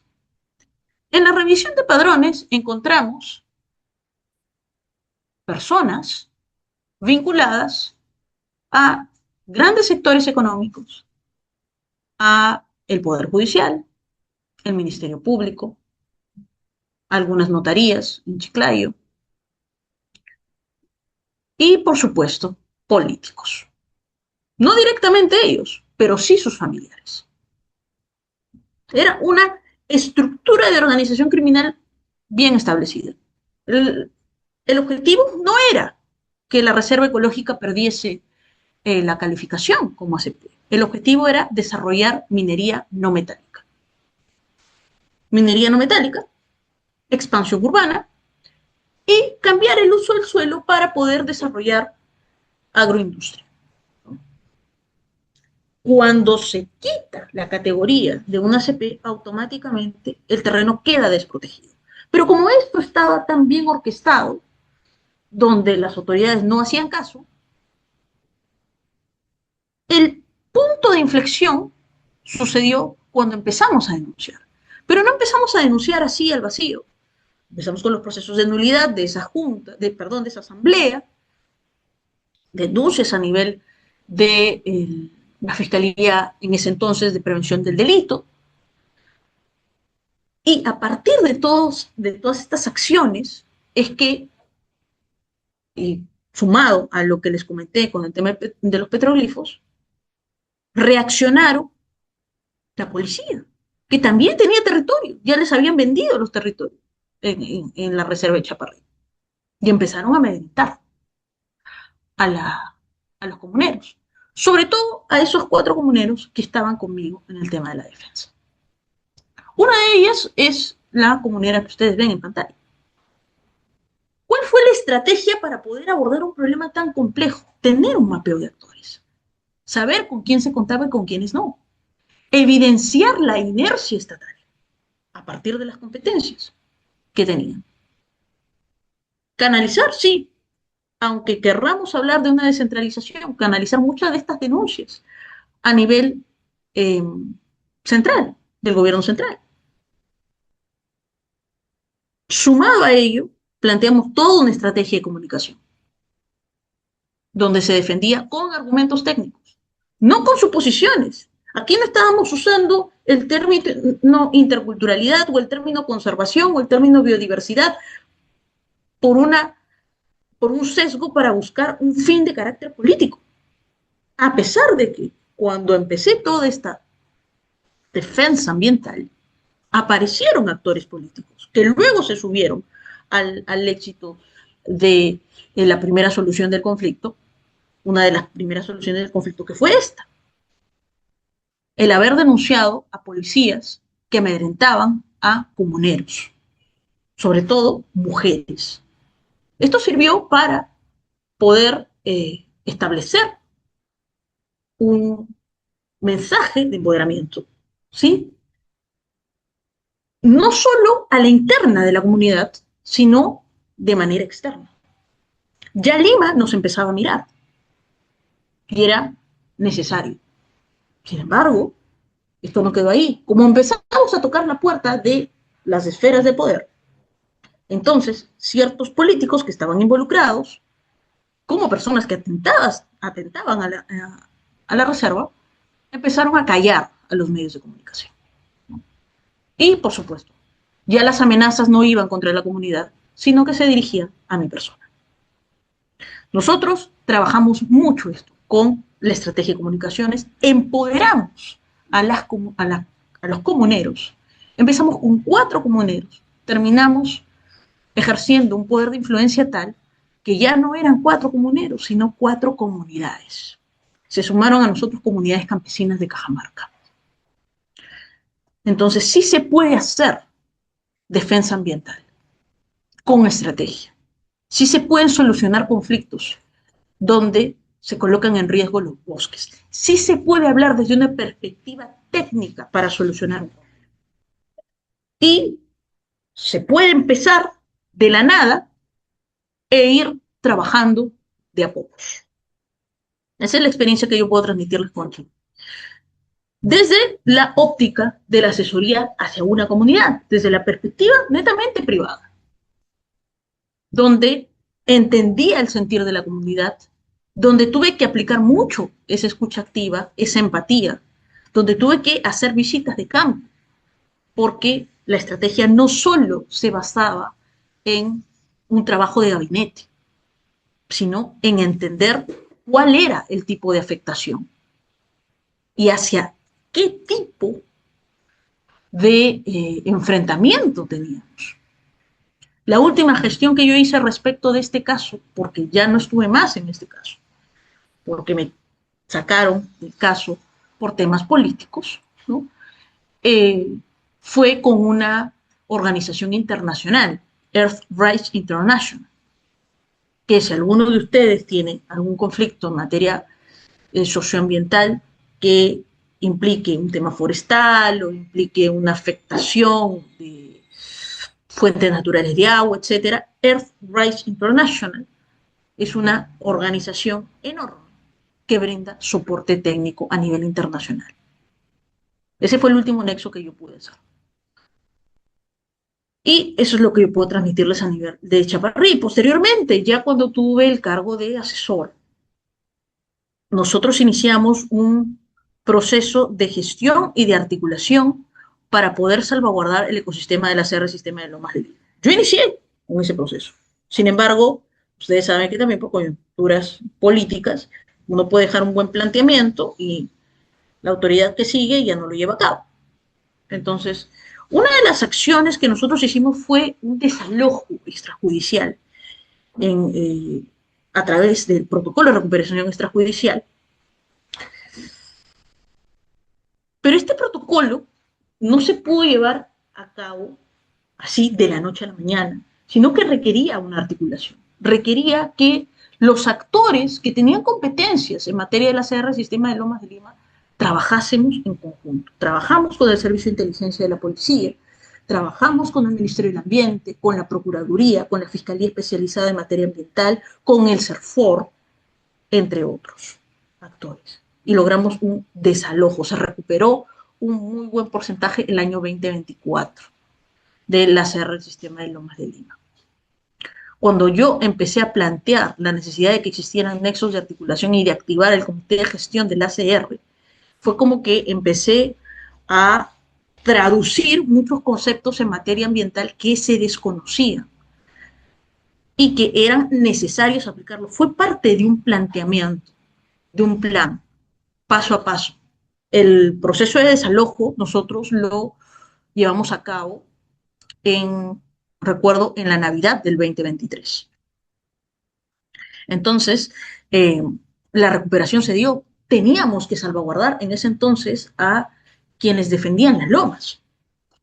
Hubo un protocolo de actuación para ellos. Se les brindó medidas de protección a través del Ministerio de Justicia y del protocolo de defensores de derechos humanos. Entonces fue un trabajo también arduo, bastante arduo. A nivel de Latinoamérica se han implementado diversas soluciones que buscan plantear una mejora desde la perspectiva del derecho forestal, de los componentes del derecho forestal. Por ejemplo, en Brasil se aplica mucho lo que se denomina como gobernanza de datos, ¿no? El Plan de Acción para la Prevención y Control de la Deforestación cambió el juego al integrar la vigilancia satelital con gobernanza local. La mediación está basada en datos neutrales y transparentes, que reduce el margen de duda en las mesas técnicas. Colombia, por ejemplo, tiene un programa de desarrollo con enfoque territorial, abordando la raíz del conflicto en zonas amazónicas. Los conflictos forestales suelen ser conflictos por falta de oportunidades económicas. Esto es un factor también importante que indicar, ¿no? La solución pasa por ofrecer alternativas productivas sostenibles. En Ecuador, uno de los casos emblemas que fue elevado a la Corte Interamericana de Derechos Humanos, demostró que la consulta previa no puede ser tratado como un trámite administrativo, sino más bien como un proceso de diálogo intercultural. El respeto a la cosmovisión y al territorio ancestral es el mejor blindaje frente a litigios internacionales. Y algo que quería compartir con ustedes antes de finalizar la sesión del día de hoy son que pueden darse experiencias exitosas en diversas partes del mundo. He tomado de referencia las experiencias que conozco de cerca. El año pasado estuve en Chile y en Costa Rica, viendo no solo temas de litigio estratégico, sino lo relacionado a biodiversidad. Costa Rica tiene su base en temas de conservación. Es el eje de su actividad económica. Podemos decir que Costa Rica creó el Sistema Nacional de Áreas de Conservación en el año 94, y al unificar todo bajo un mismo mando, la gestión no se detiene en las fronteras de un parque nacional. Se entiende que lo que pasa en una finca vecina afecta a la biodiversidad del área protegida. La conservación para Costa Rica es una política de Estado y tiene un rasgo de identidad nacional. El Estado, por ejemplo, reconoce que los dueños de tierras privadas brindan un servicio al mundo al no talar sus bosques. Hay una valorización de los procesos de conservación privada. Se financia principalmente a través de un impuesto selectivo al consumo de combustibles. Básicamente, quienes contaminan con sus autos pagan a quienes conservan el bosque. Al descentralizar las áreas protegidas, las comunidades rurales se convirtieron en guías y dueños, creando una barrera social contra la caza y la tala ilegal, es decir, el ecoturismo desde la perspectiva de la rentabilidad. Chile, por su parte, si bien esta es una experiencia importante y que actualmente, con información que me llegó el día de hoy, se ha truncado un poco lo que es el servicio de biodiversidad y áreas protegidas. La finalidad es que puedan avanzar Chile en lo que es la conservación de ecosistemas australes y oceánicos. Suiza es un claro ejemplo porque es uno de los primeros que desarrolló todo el proceso de parques nacionales en el año 1914, sin intervención humana mínima, ¿no? Sin intervención humana para la alteración de los componentes de la naturaleza. Gran parte de Suiza tiene una combinación del paisaje, ¿no?, del patrimonio natural, con lo urbano. Y finalmente, una experiencia que fue parte del trabajo que venimos haciendo en materia de derecho ambiental y que tuve la oportunidad de verla de cerca hace un mes, cuando estuve en Escocia, es todo el proceso que está llevando a cabo Escocia en materia de restauración ecológica, ¿no? Tienen metas bien definidas y componentes en función de su geografía, como por ejemplo el rebuilding activo, ¿no? Escocia aspira a ser la primera nación en recuperación del mundo, a diferencia de las plantaciones de monocultivos. El rebuilding busca restablecer los procesos ecológicos autorregulados. La paradoja de las turberas, talar árboles para salvar el medio ambiente, suena contradictorio, pero es una de las estrategias climáticas más lógicas que viene implementando Escocia, ¿no? La estrategia actual: se remueven plantaciones, se tapan los canales de drenaje artificiales y se devuelve el agua al ecosistema. La turba recupera su función de superesponja de dióxido de carbono. Escocia no solo busca uniformidad verde, sino devolverle la vida a sus dos hábitats nativos más legendarios y biodiversos, el bosque caledonio y la selva atlántica escocesa. Por un lado, compuesto por antiguos pinos silvestres, supervivientes de la deglaciación. Las iniciativas luchan por conectar estos parches aislados. Y por otro lado, los robledales templados, cubiertos por una increíble alfombra de musgos, a nivel global propiciada por la extrema humedad. Duplicar el área para el año 2045. Actualmente, el compromiso climático de Escocia ha impulsado el mercado de finanzas verdes. Sin embargo, este proceso requiere equilibrarse entre el capital privado y el bienestar de las comunidades. Aquí también les he dejado un pequeño video donde se resume esta experiencia exitosa. Quería compartir con ustedes un poco lo que también vengo conociendo a nivel internacional y que es posible poder aplicarlo en nuestro país. Si hubiera algún tipo de interrogante, yo les agradecería que lo coloquen en el chat. A modo de conclusiones de la sesión del día de hoy, podemos decir lo siguiente: el conflicto no es solo lucha. El conflicto implica lo que Sun Tzu nos ha indicado: peligro y oportunidad. La mediación, que es una forma de solución de conflictos, no busca satisfacer todas las demandas, sino más bien alinear las expectativas y, desde la perspectiva de la transformación, transformar el conflicto, el enfrentamiento, en un diálogo sostenible. Es necesario, ya que estamos en un curso de Derecho Forestal y de Fauna Silvestre, ver el bosque y no el árbol, no solamente el árbol. Un enfoque multidimensional es lo que permite realizar diagnósticos integrales donde se analicen los factores socioeconómicos, políticos, culturales, coyunturales y ambientales. No se puede resolver un conflicto forestal sin entender la cosmovisión y sin entender el rol del territorio. En cuanto a las estrategias de actores, considero que la matriz de Gardner es una de las más importantes y las que nos ayuda a priorizar los esfuerzos e identificar quiénes son colaboradores y quiénes son discrepantes y cómo podemos actuar ante ellos. El ciclo de gestión del conflicto, la forma más fácil que no se desencadene un conflicto es prevenirlo, actuar desde la fase latente, no desde la fase de crisis, que es uno de los porcentajes más altos. Bueno, ya hemos conversado al respecto, ¿no? El SINAC en Costa Rica, el SBAP en Chile y la rigurosidad que aplica Suiza, así como las nuevas tendencias en Escocia en materia forestal. Bien, yo les agradezco a cada uno de ustedes la asistencia el día de hoy. Si hubiesen interrogantes, les agradezco. Por acá, pues, nos dice, se pueden resolver conflictos con soluciones que piden las partes que estén fuera de la normatividad ambiental. En todo caso, ¿cuál sería su legitimidad buscando la solución del conflicto? Evidentemente, podemos enmarcarlo. Dentro del rol de la Secretaría de Gestión Social y de Diálogo es que ellos han establecido una política general de conflictos, ¿no? Como una política pública. La política de resolución de conflictos para el Estado es una política pública, ¿no? Y por supuesto, la opción que yo doy en ese sentido, porque la matriz de Gardner no la tenemos ni en los lineamientos, no lo tenemos en un marco jurídico peruano, pero sí es una estrategia. Es una estrategia que puede emplearse.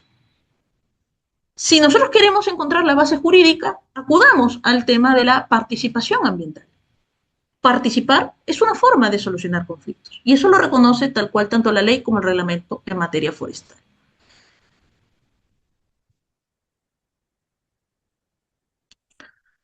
José, la mayoría de planes maestros no contemplan la gestión de manejo de zona de amortiguamiento. Es verdad. Y eso ha sido un error, José, gracias por mencionarlo, que se cometió en el caso de Chaparrí. Como no estaba regulado ese tema de lo relativo a la zona de amortiguamiento, es que se empezó a expandir y eso sumado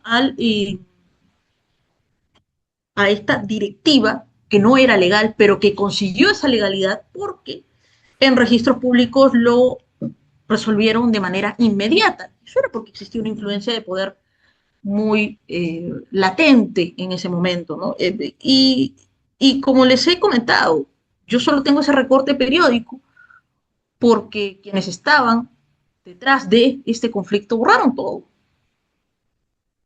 Hubo inclusive un intento que llegó a convertirse en realidad de desaparecer un medio periodístico que hizo una nota de prensa completa acerca de la afectación en la Reserva Ecológica de Chaparrí y los nexos detrás de este tráfico de tierras, ¿no? Mal llamado tráfico de tierras, pero que tiene que ver con usurpación del territorio. Y se desapareció este medio de prensa. Pero antes de que desapareciera, me llamaron por teléfono. Me dijeron que dejara la defensa de la Reserva Ecológica de Chaparrí. Yo pregunté por qué. Porque me indicaron, ¿no? Y yo no hice caso, vas a correr peligro y van a atentar contra tu vida. Pero yo, hace 10 años, no pensé en las consecuencias, simplemente me dejé llevar por la defensa ambiental. Y sí, desaparecieron ese medio de prensa, desaparecieron otra cuestión. Yo di una entrevista en una radio muy conocida. Fue una entrevista que la pasaron por la radio y también por la televisión. Por la televisión. Luego que tuve esa entrevista con pruebas, muy parecido a la situación que está sucediendo en una zona intangible de la Amazonía del país, donde habían petitorios. ¿Por qué ponen petitorios en zonas intangibles? Ese es el primer reclamo. Esa entrevista desapareció. Y quien me hizo la entrevista, que fue un periodista, lo echaron de este medio de prensa. Entonces había mucha influencia por parte del poder político y del poder económico. Eso sucede. Por eso es que se da la criminalización de defensores ambientales y por eso es que fallecen defensores ambientales. La lección, desde la perspectiva de la solución de conflictos, es la siguiente. Todo se debe manejar con estrategia y con mucha mesura. El error que yo cometí hace 10 años y que no lo volví a cometer en la CR del sistema de Lomas de Lima fue exponerme. Entonces todo tiene que trabajarse con una estrategia con mesura, con mucho tino, estrategia comunicativa, empoderar a la comunidad, si es que nos toca estar del lado de la comunidad, si es que nos toca estar del lado del Estado, asesorar como se debe, establecer protocolos, ¿no? Superar esa limitación propia del sistema, ¿no? Y no que todos los conflictos terminen solucionándose a nivel del gobierno central, que lo único que ocasiona es una agudización del conflicto. Bien, nos queda todavía una sesión más en la que vamos a abordar 3 temas importantes acerca del futuro en el derecho forestal y cuáles son las nuevas prácticas desde la perspectiva del derecho forestal y el compliance de la mano con el uso de la tecnología. Compartir un poco de la experiencia de lo que también venimos desarrollando a nivel de los comités de compliance en los que formo parte de las cámaras de Brasil y de Suiza. Muchas gracias y buenas noches.